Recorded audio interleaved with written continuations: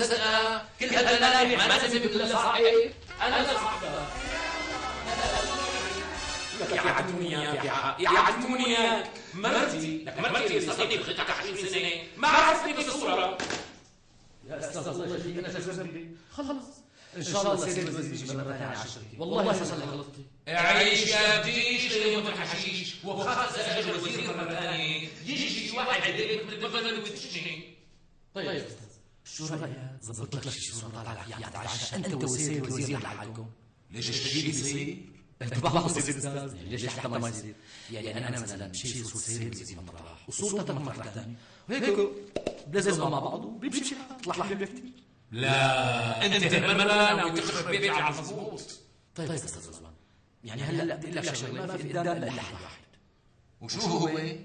رح صورك مرة ثانية بطول كامل محل ما صورت مع سيد الوزير وباخذ نصك من الصورة الجديدة مع نصك من الصورة القديمة وبلزقوا مع بعض بتطلع مضبوط. قلتك تزبط. طبعا بزبط استاذ انا بزبط ما تاكل هم ابدا.